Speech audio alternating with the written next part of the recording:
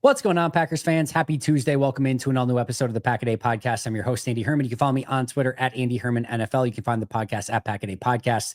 It is Tuesday. It's minicamp Tuesday. It's the day after Jaire Alexander was released Tuesday. And that means we're going to talk to the one and only Justis Mosqueda. You can find him on social media at JUMOSQ. You can find him on acmepackingcompany.com. Justis, we actually have a resolution to the Jaire Alexander situation. Before we get into that, how are you doing, my friend? I'm doing great. It's been 90 degrees back-to-back days in Portland. So if I sweat through this shirt, you'll know why. I have the fans off for the audio quality. We'll be moving to the front of the house as soon by the AC as soon as this is over. So love it. But good overall. Good. I'll try not to keep you too ridiculously long then, so you can get back to the AC as soon as possible. Obviously, the big news from Monday is the fact that we do in fact have a resolution to the Jaire Alexander situation. There is no trade. There is no restructure. The release is final. He is no longer a member of the Green Bay Packers. His final game against the Chicago Bears last year, where he tried to come back, play those 10 snaps, and it just did not work out. A very injury-riddled final 4 seasons of his career, and even more so this past season. I'm sure we'll dig into all of that, but just your initial reactions to the fact that the Packers did in fact release Jaire Alexander.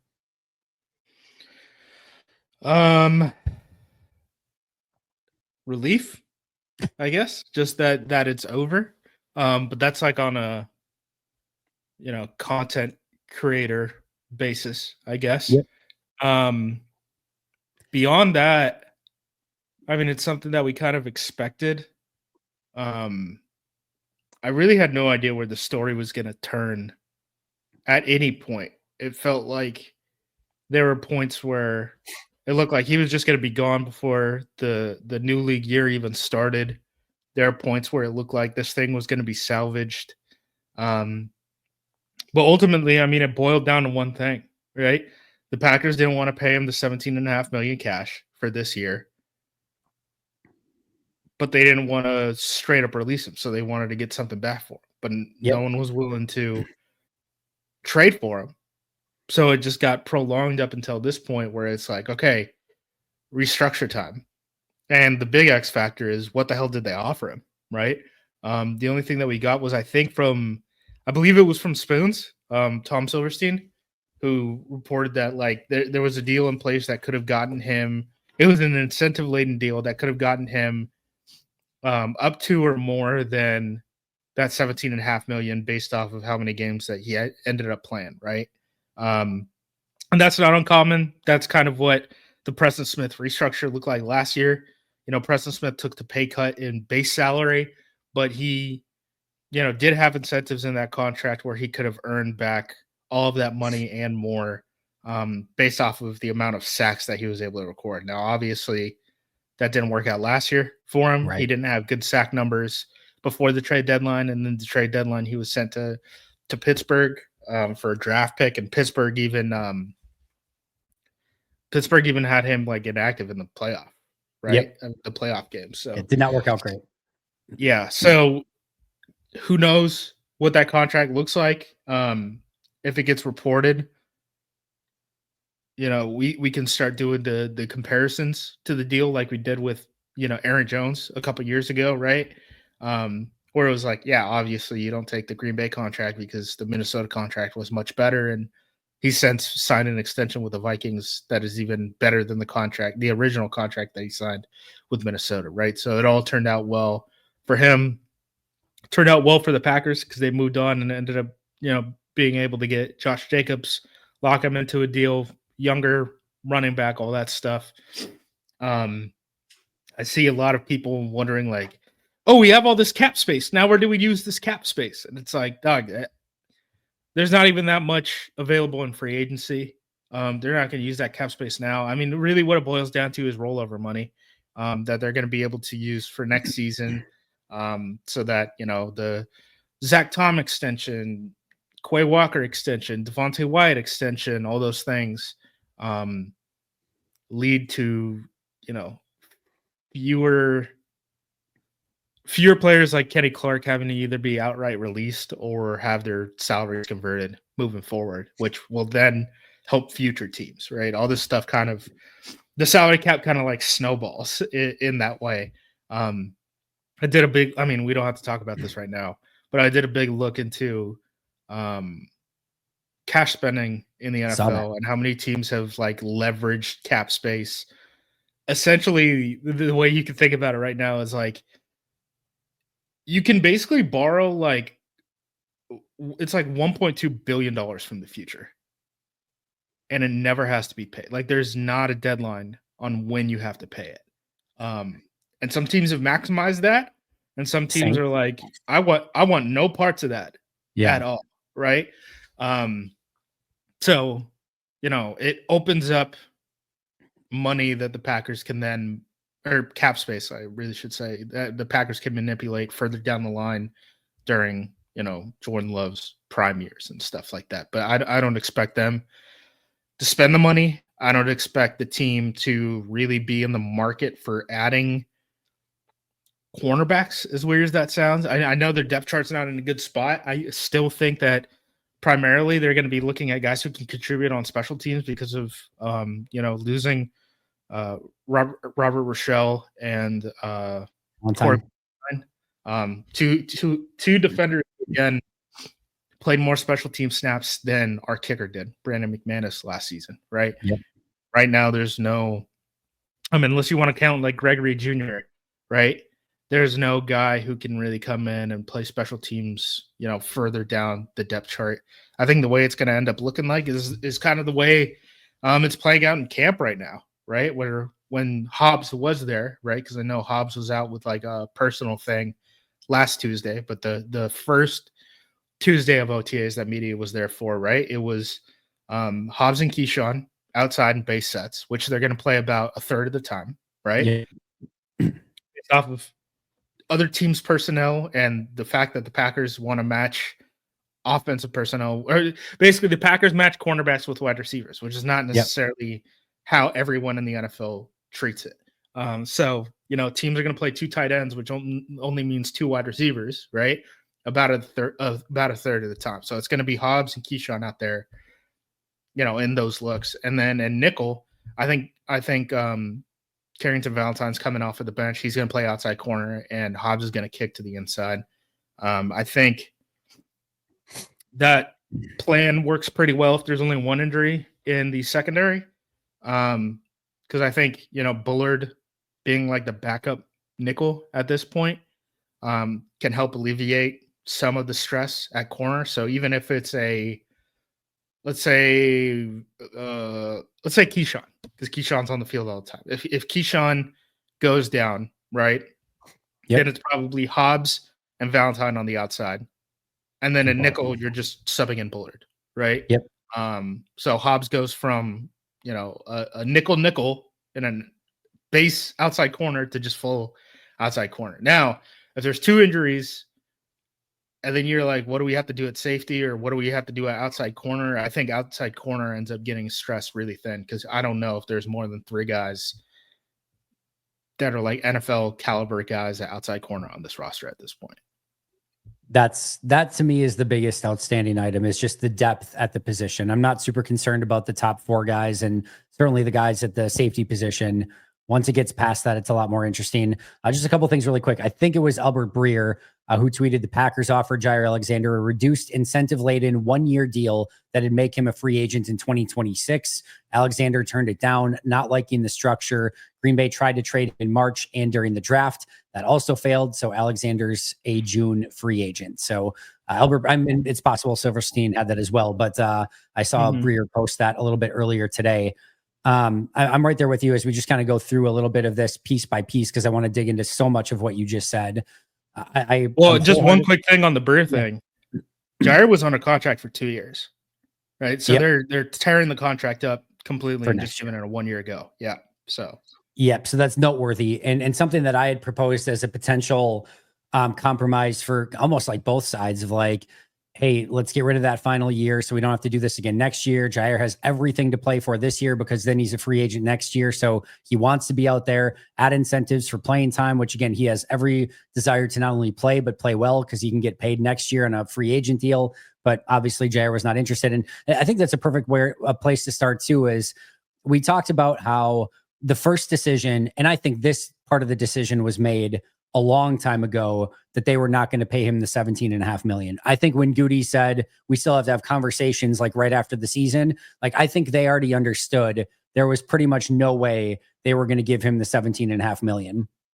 Maybe it was a little bit later than that. Maybe it was at some point, whatever. But to me, that was probably the first conclusion that they got to, was we're willing to have different conversations here, but we can't go into this season paying him that much. I think that was decision number one. I think decision number two then came, we're open to trading him. And it sounds like had deals in place with teams, but the teams that had the deals wanted Jaire to restructure, and he was still not open to doing that. And so those deals all fell apart, and they quickly realized before the draft, during the draft, and even after the draft, up until probably today, yesterday, whenever it was, probably made one more swing at it. They couldn't find anyone. Well, I mean, that's why they released it this morning, right? I mean, they didn't just announce it out of the blue, Jaire Alexander's cut. They announced it very early because I woke up at APC and all this stuff got released already.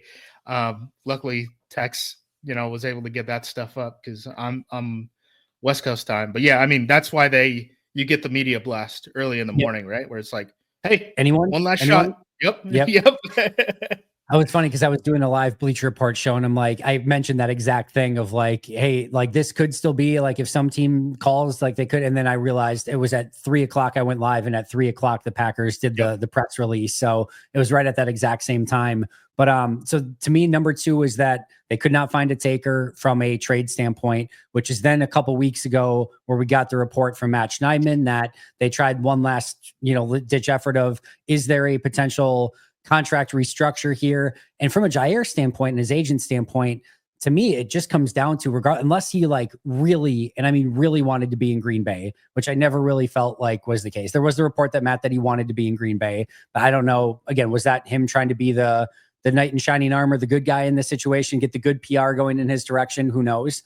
But at the end of the day, unless he really wanted to be in Green Bay, you'd rather negotiate with 31 teams than just one team. So why limit yourself to just having those contract negotiations with Green Bay when you can say, even if you're the agent in Jaire, you can still say, hey, you're more than welcome to be one of the 32 teams that we still talk to once you release us. And if X team offers us X amount of money and you want to offer us X amount of money plus an additional $500K, we'll still come back and play with you guys. We're not closing the door here, but they want that opportunity then to go negotiate with everyone else. And that's what it ultimately comes down to. There was no real, I think, desire or just opportunity for anything, other than a better situation to go compete with more teams from a financial standpoint from Jaire's side. And Green Bay ran out of options on their side, which is why you ultimately get to today's decision.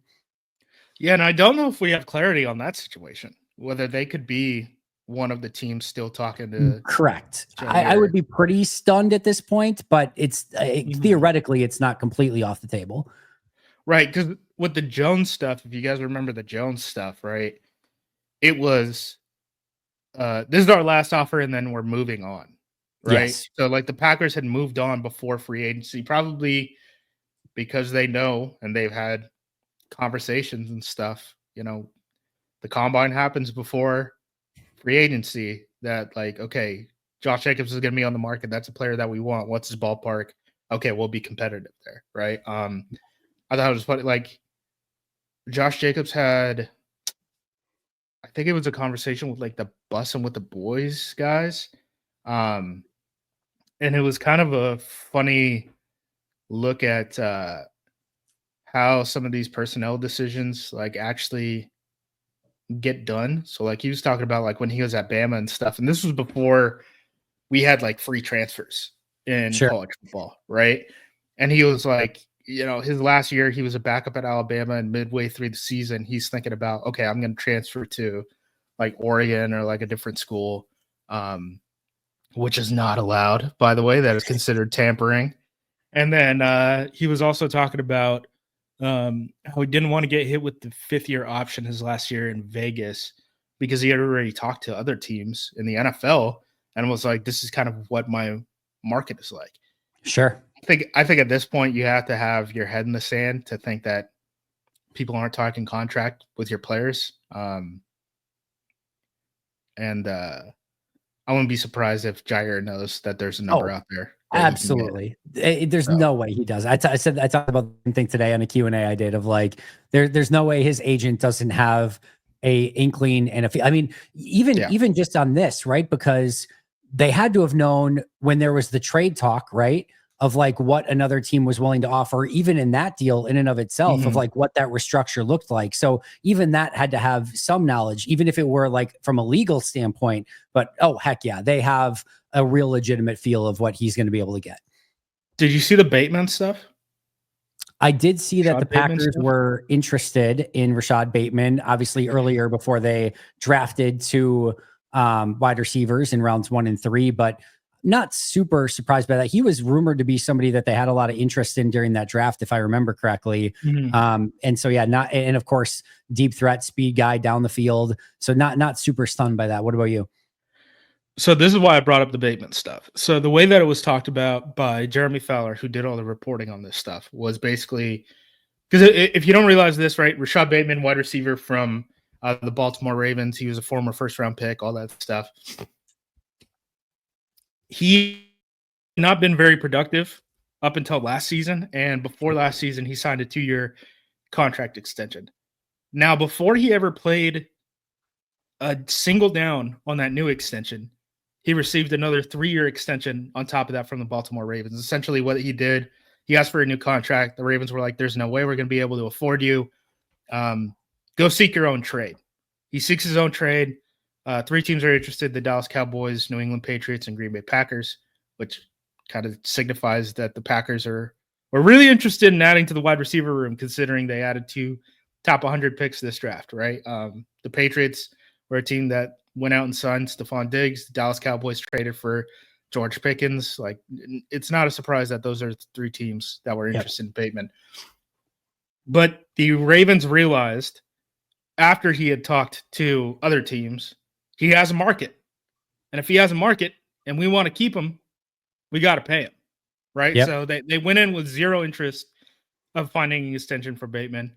And then he seeks out a trade, on their request. And then they realize, okay, he has a market. We actually have to pay him this money that significantly bumped up his average per year. I think he was at like 6 per year before, and his extension money was like 12 or something per year. So he ended up doubling his salary for the second half, got another signing bonus, all that stuff. But yeah, man, I mean, people talk. I mean, there's a reason why Trey Hendrickson is bitching and moaning in Cincinnati, because he knows that someone is going to be willing to pay him that money. It's just not the Bengals right now, and you're in a Jaire Alexander type of situation where a team isn't willing to pay you the money and give up the draft pick, right? You can't get hit with both. But he doesn't care about the draft pick. All he's seeing is the money. And I mean, that's all he should be caring about, right? Correct. And his representation. I mean, that's what their job is. And he's like, I need the damn money, right? So I wouldn't be surprised if Jaire Alexander knows what a dollar number is out there and was comparing that to what the Packers were given. And ultimately, he made the decision that, he can get more money elsewhere, and it was worth it to go down that road. Rather than sign whatever the deal that the Packers would have offered him, right? Right. It's hard to talk about this stuff because you don't know what the actual contracts are that were offered and things like that. But I'm willing to bet that that's probably the story. And again, I just feel like if you're Jaire and company, you just say, well, we'll take our chances negotiating with 31 teams instead of 1. And it's probably going to end up better for you. Not guaranteed, but usually. Yeah. But the other thing too is like, when was he was drafted? Lamar draft? I'm sorry, in the Lamar draft? Yeah, yep. Yeah, Lamar Jackson draft. 2018? So he's had, what is that, 7 years with the team, right? And ultimately what they're willing to offer is a 1-year deal that's incentive laden. Is it better to get in front of a new set of eyes, a new program, where you can prove to them some of these factors, right? And are they more likely to then give you that contract extension in 2026 than the Packers are? And that's a real conversation to be had. I mean, we talk about that in the context of like practice squad guys for the most part, where it's like if you're a Samori Toure, right, and you had spent 2 years in Green Bay and you had been on the 53, why do you come back on the practice squad?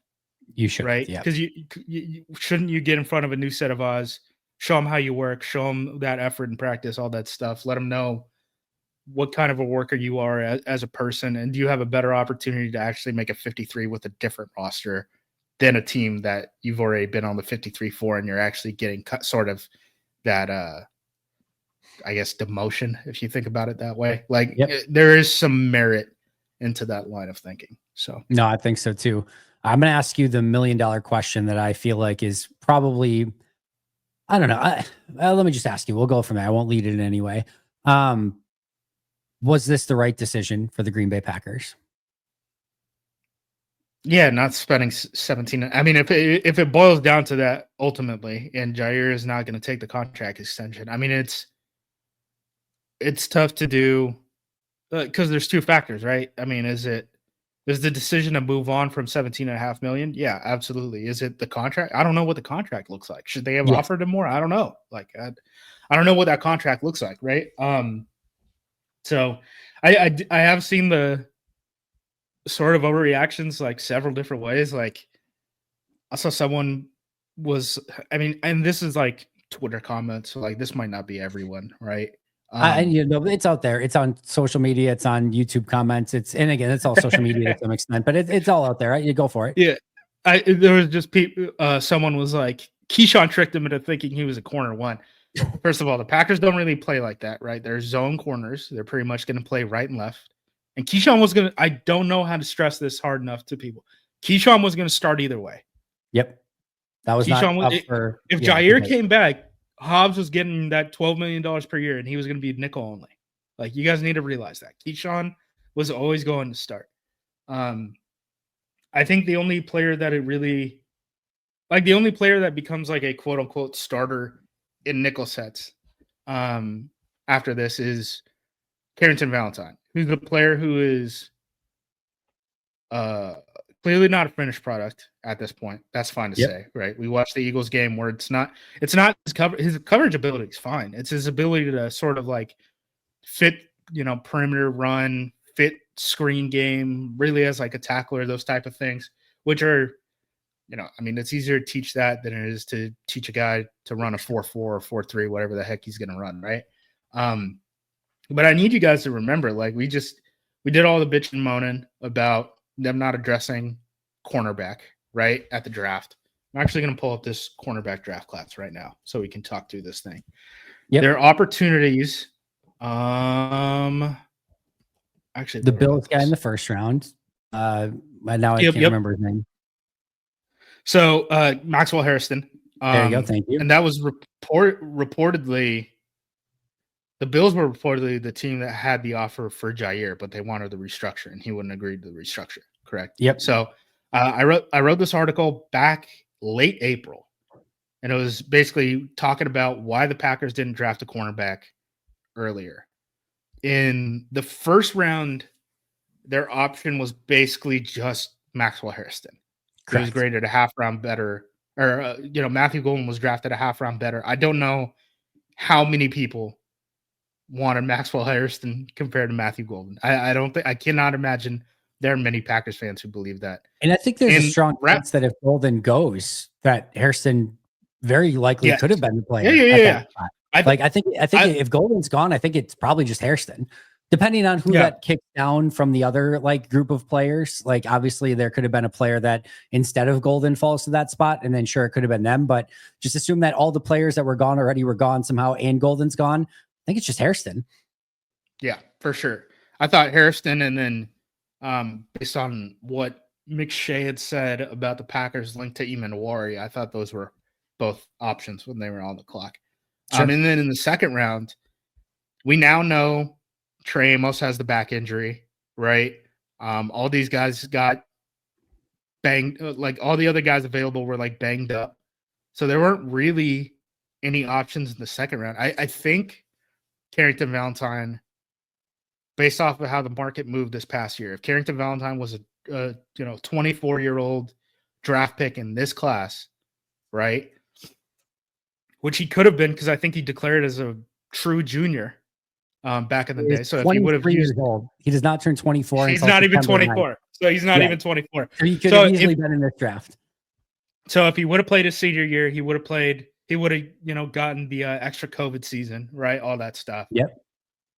I think he would have been either like a mid second round pick to very early third round pick in this draft. And that was part of my argument for why they didn't. I mean, there wasn't a lot of value on the board in general. It wasn't a good cornerback class because unfortunately a lot of the good cornerbacks were banged up. We had the hip with, we had all the stuff with Will Johnson, right? I mean, he had 3 injuries. It seemed like the most worrisome was actually the knee from a couple years ago. It wasn't even the hamstring or the foot that he had been dealing with this past year.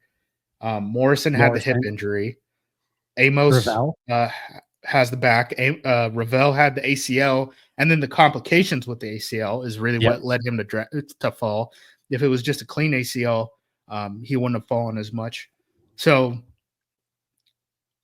I know today's the day to complain and all those things, right?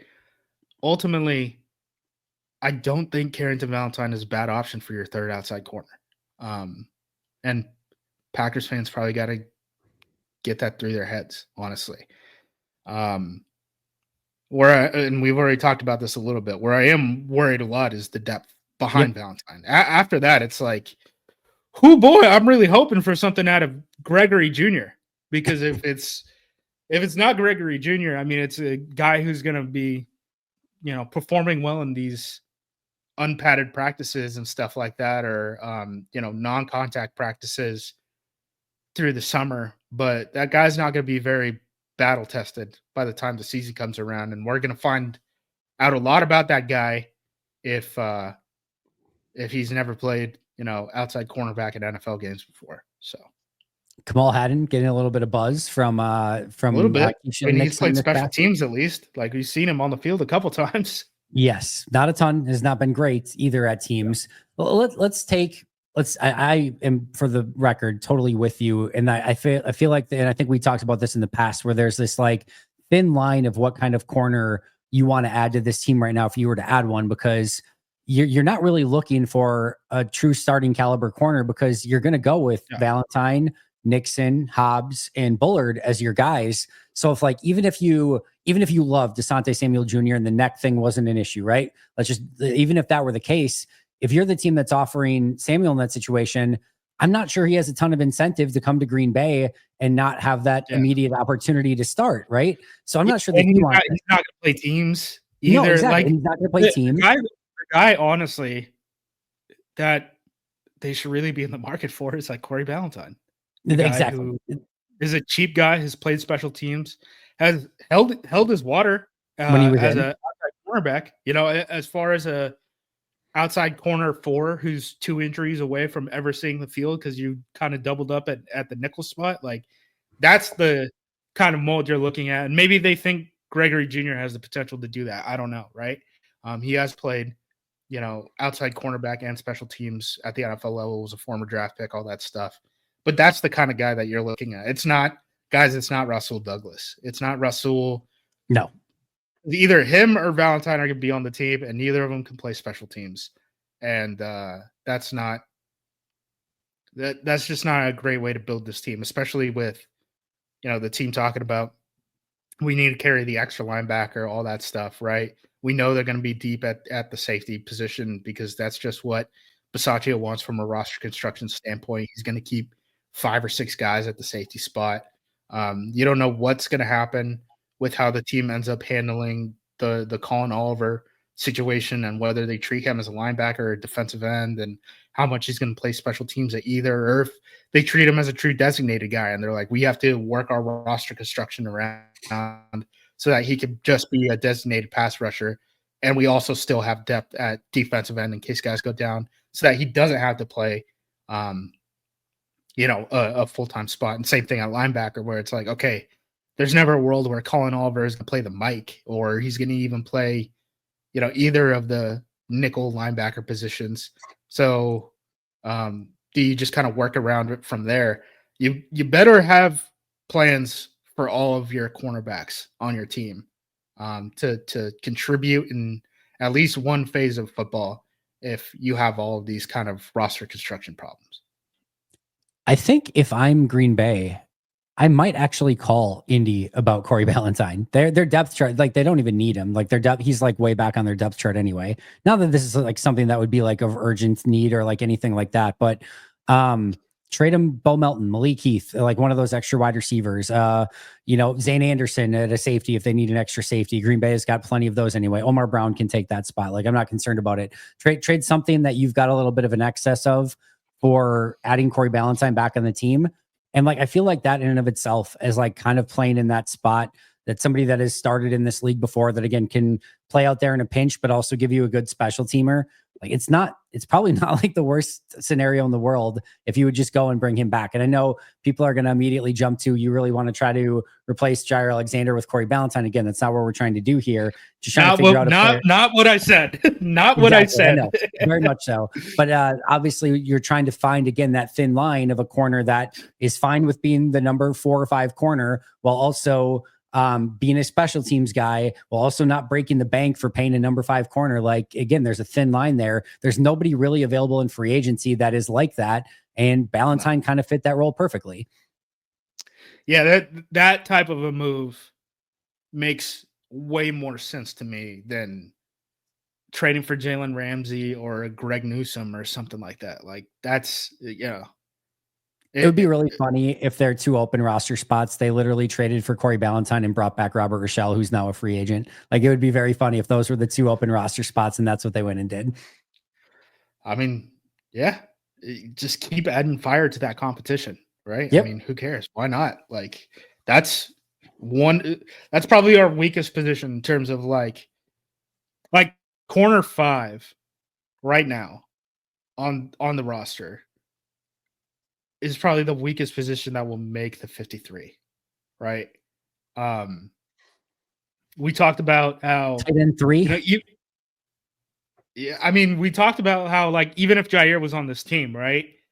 The team is probably only going to keep 5 because there's not 6 cornerbacks worth keeping on this team. And now Jaire's not a factor, and you probably still need to keep. I mean, I can't imagine that they're only going to keep 4. They're probably going to have to keep 5. For sure. So, yeah, I mean, that's the weakest spot on the roster. Just keep adding competition to it. I mean, it doesn't have to be these high-priced guys, though. I mean, what you're looking for is depth to get you out of weird injury situations where you're dealing with 2 overlapping injuries in the secondary and a guy who could play special teams. That's it. I mean, that's the answer. I want to vet this out with you. In Jeff Hafley's defense that we saw this past year, not to say that he's going to play the same thing over and over. If you were to power rank the positions on defense in Jeff Hafley's defense from most important to least important, you can do defensive line as one unit if you want, linebacker, corner, safety. We'll just do four groups, right? Power rank them from most important to least important. If you were starting from scratch and investing money in each position, how would you invest it from, again, defensive front, linebacker, corner, safety? How would you order it? Okay. So defensive line is number 1. Anyone who runs this scheme, you have to be good on the defensive line. You're only going to have 4 guys up in the front. Linebackers are going to have to play off of that. You have to penetrate. That's sort of the name of the game, which, by the way, like all the injury stuff that's come out, it's kind of putting a lot of stuff into context. Now that I'm watching like Lucas Van Ness again, I'm like, yeah, it looks like he can't play with his damn arms. It's probably because of that wrist issue, right? Or hand issue, whatever it was. I was like, yeah, I mean, how many times have we talked about like he just needs to learn a pass rush move because it looks like he doesn't know how to use his hands. Well, a broken hand or thumb can explain a whole lot of that. So definitely defensive line. I think, honest to God, linebackers are right after that because of how stressed the middle of the field gets from a zone coverage standpoint. Having a Bobby Wagner at middle linebacker sure helps a lot. I'm hoping that, the steps that Edgerrin Cooper and Quay Walker took, in the second half of the season kind of, continue this year. Safety is the next one, man, because the middle of the field safety, especially if you're playing that much cover 3, you're going to be targeted in those seams. I mean, that's how you beat cover 3. I mean, every high school in the country wants to run cover 3 as their base right now because you get the extra guy in the box and all that stuff. And the answer is, how do you beat cover 3? And for a lot of these teams, it's RPO, right?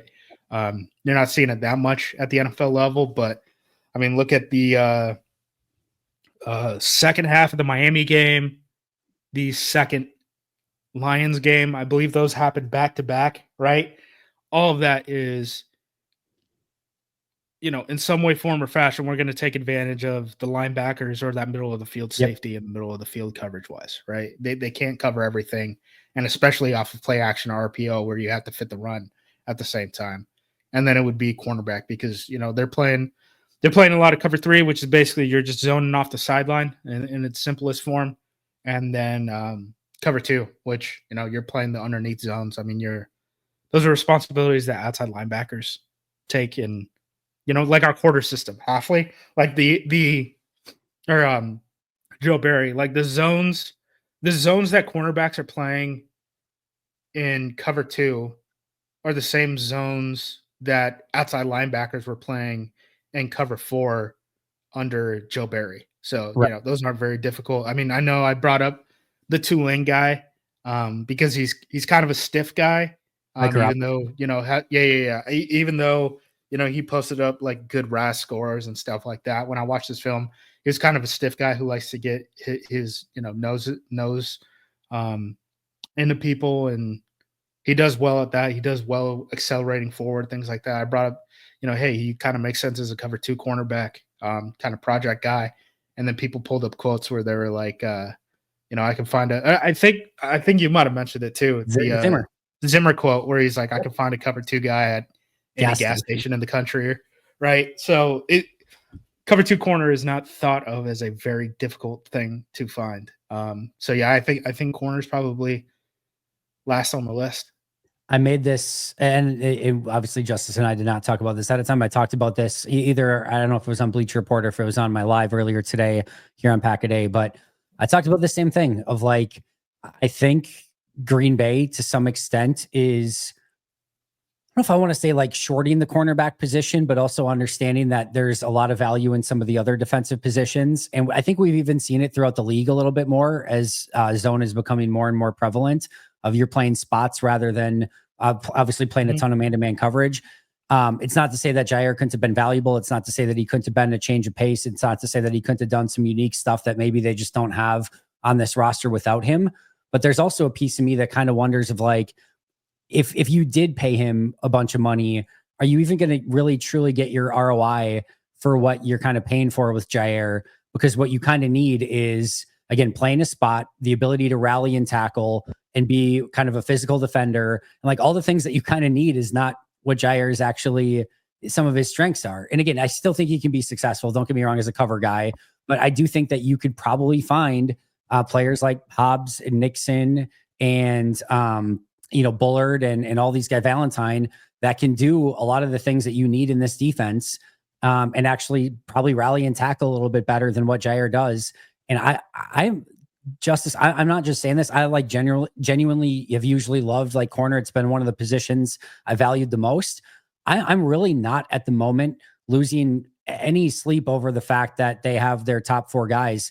And kind of what you were discussing earlier, my concern is the depth a whole heck of a lot more if there are injuries, but the top guys that are there, I don't really have concern over unless this front can't get there again, which then of course, but that goes for any team playing any coverage, no matter what. If you can't get there with 4, it's going to end up being a problem, period. So yeah, I'm with you. And I agree with that. I think that this probably the least valuable position on this Jeff Halfley defense. Yeah. And, the corners aren't perfect, but like, it's like Keyshawn, again, like you can look at any metric. Keyshawn's a league average corner. That's like a league average starter, right? Yep. You don't move on from that when you have him under the contract that you have him under. I get that he's frustrating with ball skills, which is kind of funny because return man, all that stuff. You would think he has better ball skills. Like he's gonna have passes that like teams are throwing 9 balls at him. he has it covered perfectly and it just hits him in the back of the helmet. Well, that's still an incompletion, right? Like, I know that looks bad. It's a frustrating thing, but that's a win. That's still a win, right? It is. And then with Valentine, like the coverage skills aren't any of the issue. It's all about like he kind of sticks out like a sore thumb in this room because he's the guy who looks like the traditional outside cornerback, plays like the traditional outside cornerback cover guy in a room where everyone else is built like a cover 2 or slot corner, right? Yep. So like he has some questions there. Outside of when you're playing the Philadelphia Eagles and stuff like that, I don't know how many teams are going to spread you out, RPO you, throw screens to tight ends and stuff like that in a way that will really get you gutted. I mean, I absolutely see a world where that could cost him a game down the line. Hopefully, he's gotten better from a strength standpoint and all that stuff, but there's bigger issues on this team and stuff like that, especially like moving forward. Like if Valentine gets more room to breathe and he's able to play more, I'm not going to complain. The other thing too is like, how many times Valentine has been like pulled in and out of the lineup and not really gotten like a full week of preparation and stuff like that. Like we talked about all last year where we're like, why the hell is the team still playing Eric Stokes? Right. And, Valentine was clearly the better guy. He had no room to breathe there. And then toward the end of the season, they finally made the decision where it was like, okay, Valentine's going to be our guy in the playoffs when these games count. And it's like he could have gotten a whole lot more reps leading up to this that could have helped him out at least a little bit in his development. Hopefully this year with the opportunity he's looking down the barrel of, he, take some of those steps forward. No, I'm right there with you. All right, I've got a fun one for you. I've got odds for Jaire Alexander's next team. Do you wanna take a guess on who is on the top of the list? I think I checked out Bleacher Report stuff, and the top 2 that they named were the Vikings and the Eagles, which will both make Packers fans pull their hair out. So I'm gonna go one of them. I don't know which one. So currently, the Vikings are not listed on the top of this or on the list, period. And currently, the Eagles are 5th at plus 750 with an 11.8% implied probability. Number one piss people off the most. It can't be the Lions, right? The Lions are on the list, lowest odds, plus 1,500, tied with the New England Patriots with a 6.3% probability. Want to take one more stab? Baltimore? I thought they would be on the list for sure. They are not on the list. They are part of the field, which is the field is plus 800, but there's 3, 4, 5, 6, 7, 8, 9 teams on this list. So they are part Lamar of and Jaire are very close, by the way. That's why I thought they would be higher too. And like they do have some possibilities of adding corner. I know they have Nate Wiggins as their first round pick from a year ago. I don't know how feasible it is to have Wiggins and Jaire on the field at the same time. That might be you're getting real small. You're getting real small, real fast. I think Baltimore lost like one of their. I think Baltimore lost a safety. So the plan this year is for Kyle Hamilton, who's usually played in the slot, to play safety, and I don't know how that messes with whoever the next nickel up is, or if you can potentially kick in whoever was opposite of Wiggins into the slot. And now if you add Jaire, you're like, actually, we're better at DB than we even were at the start of camp. So. So those would have been my guesses. I'm out of guesses. You got to bail me out. Baltimore, Minnesota, Philly, all would have been very high on my list as well before seeing this. The field is at plus 800. The Lions and Patriots plus 1,500. The Chargers at plus 1,200. The Panthers at plus 900. Eagles we talked about at plus 750. Now we get into the final 4. Miami Dolphins at plus 600, which makes sense because they have no defensive backfield whatsoever. Jalen's on the market. Yeah, I'm not sure what the incentive would be to trade Jalen just to sign Jaire, but whatever. Plus 600 for Miami, plus 550 for the Los Angeles Rams at a 15.4% implied probability.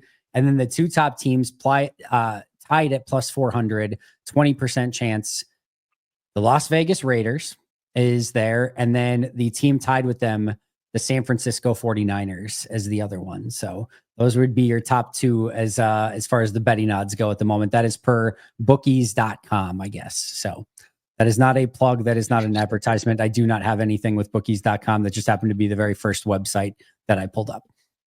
I know San Francisco was very desperate at cornerback because they drafted that like 5'8" Western Kentucky kid who people thought was going to go in the 6th round, like in the 3rd like the round. third, right? Yeah. Again, the cornerback, like, dude, people overdrafted corners this year. Corners and defensive tackles went crazy. That's why Green Bay didn't spend high draft picks at those two positions.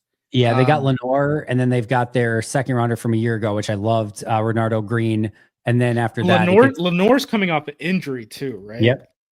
Yeah. So I'm pretty sure that's correct. Yeah. Yeah. So, Upton Stout was the third round guy.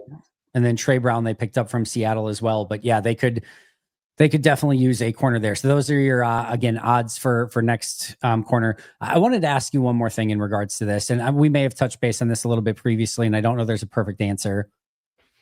Are the contracts that Green Bay is entering into with these players and the way that they are setting them up almost causing some of these unique situations / sometimes frustrations with the players where you're seeing this Elton Jenkins situation? Obviously, you just saw the Jaire Alexander situation play out as is, because you end up like this year right now and next year, Jaire was set to have two what would amount to team options where Green Bay has the entire ability to move on at any given moment, which is great for Green Bay, not great for the player. The same thing with Elton Jenkins, where I'm sure Jenkins is trying everything to avoid being in the exact same Jaire situation next year that Jaire was in this year. Obviously the Aaron Jones situation a little bit played out this way, to a lesser extent the Preston Smith situation. But do the way that the Packers structure these contracts on the second contract with some of these veteran players lead it to be where there's almost going to be these pain points at the end of the contract where you get into these bizarro contract situations? Yeah, I mean, ultimately, I think the question boils down to, is a player hanging in limbo a good thing for the team or a bad thing? Right. And from a contractual standpoint, holding on to a guy for his 3rd and 4th years of his contract when everyone else is signing 3-year extensions and they have no guaranteed money at that point, right? That works out for the team because you're very flexible, right? And on the other hand, the players don't like it because they're like, what the heck? I mean, it's all these things. Like, it's the same thing when people talk about like competition, right? At positions, like look at receiver, right? Where it's like, okay, competition is great because then, hey, the best players play and you really have to step up your A game. And then players are like, but sometimes I get forgotten and I don't win that battle, right? And they're frustrated with those type of situations. So I kind of think it cuts both ways. But what I will say is, like, if you're going to do it that way, you at least have to have the testicular fortitude to be able to stick through the kind of the ebbs and flows of that like whole narrative cycle and stuff like that. And the Packers do this with quarterbacks, man. Like, as far as like the Jaire thing is a blip compared to what we dealt with Rodgers and with Favre, right? So true story. From like a media circus standpoint, like, this is nothing. Like, yeah, like it feels time in, June and May and stuff like this for you and me when it's a little bit slower of a cycle. But as far as like how much pressure the team actually feels, like, I don't think they ever sweat. They ever blinked. I mean, this is the first time it's coming up in training camp, and most teams make this decision, or mini camp, I should say. And most teams make this decision at the start of the year. So, they were hoping that something would be fruitful for holding onto this contract this long. And ultimately, they weren't able to find any value on this back and forth about contract structure, which I hear, and no team ended up calling a trade for that contract. So, it is what it is. I mean, as far as like players haggling with the team over dollars and contract structure and stuff like that, like the Packers are inviting it the way they structure their contracts, but they also believe that that's how you find value, which is why every NFL team isn't doing it, because they don't want to deal with this stuff constantly. So it just kind of comes with the territory. I really don't have an opinion on whether it's good or bad. It's just like, yeah, this is what happens. Like, rationally, this is how people should act. Next year, yeah, I mean, Owen Jenkins is like, yo, I might be going into like this weird dead season next year where you just move off of me and I get nothing. That's why I want a new contract. Why wouldn't Kenny Clark do the same thing next year? Right? I mean, like this is just kind of how this thing goes. So yeah, it makes sense for everyone's acting rationally. So it's hard for me to criticize it. That's a fair point. Obviously out of one contract, situation, frying pan and into another contract situation fire. You're now talking about the Elton Jenkins situation. We got the report that Elton Jenkins is going to report to minicamp, but he's not going to practice, which is not super stunning because he obviously be fined if he didn't show up, but he's not still happy.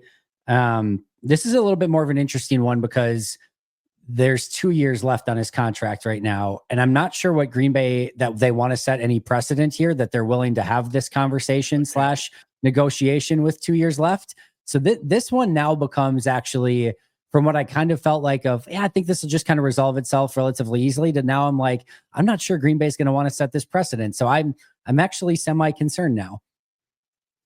I'm not really concerned because I don't think he's going to take the fines. Like he's going to end up playing once the regular season starts. I really don't think he has a leg to stand on, man. Like you're under contract for 2 more years. Yeah. The team's just going to keep milking you like that. That's how this thing operates. You can want a new deal. That's great. I mean, I think the big thing is that, Banks is probably is making more money than him now. Sure. And I'm sure he's looking at that and it's like, the hell? I had a couple off seasons ago, I had a clause in my contract that was like, hey, we'll pay you more if you're the team starting left tackle. And I've moved inside, not outside. Right. So I moved the wrong way. Yeah. So, but I mean, that's the situation that the team, I mean, like I could see an extension if it's for like, hey, we're tagging on an extra year, but it's going to come at like $15 million per, which is less than what Banks is going to make. And is that something that he's willing to take? Right? Yep. Probably not. So, I mean, what's he going to do? Sit out games? And if he's sitting out practices, they're probably going to find someone that they like enough to be able to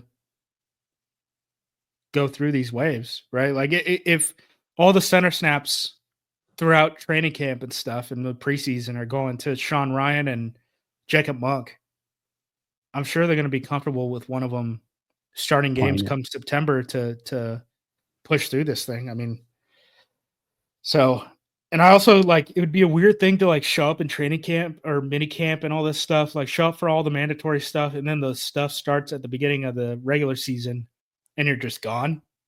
That's not really how this thing works. Like, true. If a guy's going to sit out the beginning of the season and just show up for the amount of games that he needs to accrue, like a Le'Veon Bell type of situation, he's not showing up the whole off season, right? True. Hassan Reddick. So unless he's setting some new type of precedent in the NFL that we haven't ever seen before, I doubt that it's going to happen. So okay, no, that's a good way of looking at it. That's probably true. Hopefully it just gets resolved and they can figure something out and he can be back. I'd love to see him in camp sooner rather than later, just to get him back playing center, all the checks at the line, working with Jordan, all that stuff would be nice. But I guess we're going to have to wait to camp to see if that actually happens or not, or if he does continue this into training camp, and then we'll kind of go from there, I guess. All right, a couple quick ones. Anything that you're looking forward to in Packers minicamp this week? Anything that you're keeping an extra eye on? Who are the other corners? Who are the other corners who are working with the ones is going to be interesting to me. Because again, I think it's both the weakest position or the weakest slots on the 53-man roster if we were to project it today, and also the most wide open, right? We're talking about Haddon, King, Jr., Robinson, the draft pick. I don't know if I'm missing anyone there, but not noteworthy. Yeah, it'll be interesting to see kind of how those guys separate each other. I guess I shouldn't say Jonathan Baldwin is semi-noteworthy as he was. But he's a nickel. Yes, correct. Yeah, correct. Yeah, all right. Well, I'll keep an extra eye on that. I will do my homework and keep as much of an eye on Kamal Haddon, Kalen King, Micah Robinson, Gregory Jr. that I possibly can over the course of the next couple days. And then, of course, I got to get your take. Aaron Rodgers is officially a Pittsburgh Steeler. Not surprising. The deal is I don't know. Actually, it's probably fine either way. But any thoughts on Rodgers being a Steeler? Not really. I mean, I feel like once the Steelers passed on Shadur Sanders that many times on draft day, thought it was pretty clear there's some sort of a handshake deal Wink, wink, that was nod, done. nod. Yeah, so mentally, I've already had him as a Pittsburgh Steeler. I mean, he's on the schedule, right?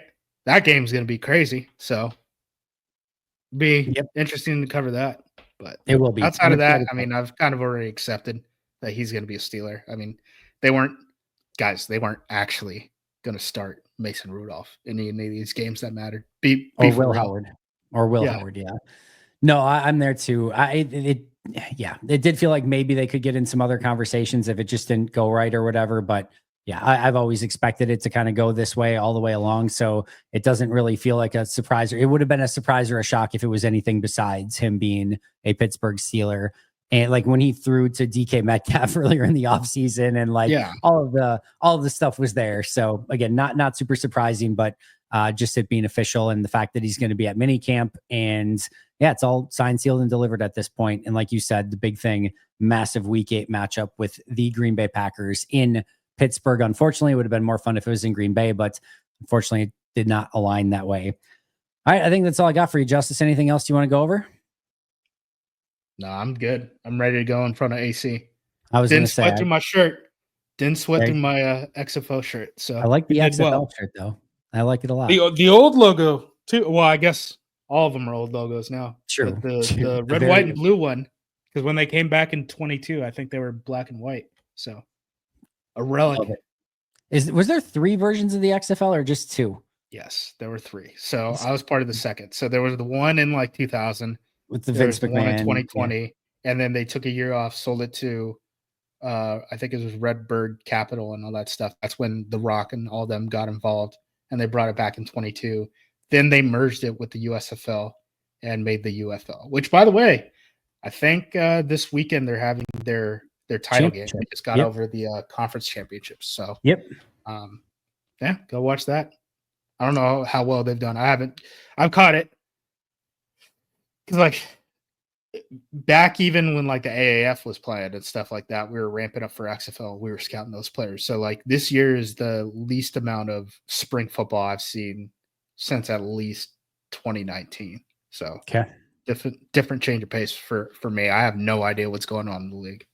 I just can't. I have like there's so much going on with everything else at all times that I just can't do spring football. Got kids, you got an excuse. That's true. The amount of time that I spend in youth soccer, youth basketball, and every other sport that I'm bringing him to, it's funny because I've said obviously I quit my full-time job to be covering the Packers full-time.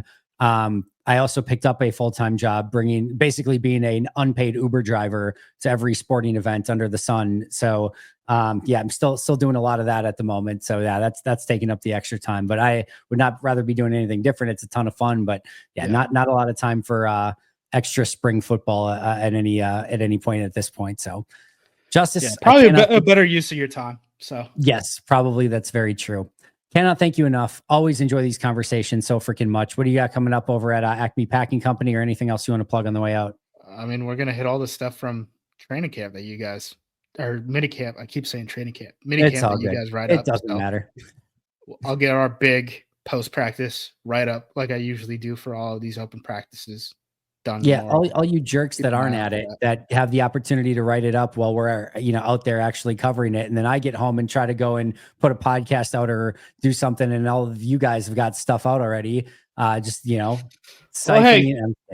I was asleep for like 2-3 hours after the Jaire news there broke. you go. So you guys got a head start on me for that. So that's true. No, I've been in your position before doing the exact same stuff, so I am not one to speak, and I would be doing the exact same thing that you were doing if I was not there covering it. And I would probably let's be clear, if my ass was in Green Bay, they still wouldn't credential me. So well, not from an Acme Packing Company standpoint, because they don't do any of that stuff, which is the fact that Cheesehead TV, Acme Packing Company, Pack a Day, any of these are not able to get credentialed on their own it's a conversation for another day, Justis. But that is in and of itself still, like, it is 2025.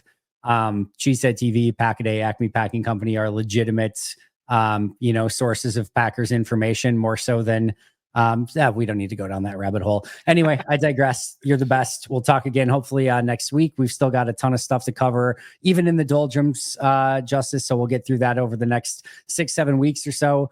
Find him on social media at JUMOSQ and of course acmepackingcompany.com. You can find me at Andy Herman NFL. That's going to do it for us today. But until next time, and as always, go Pack Go.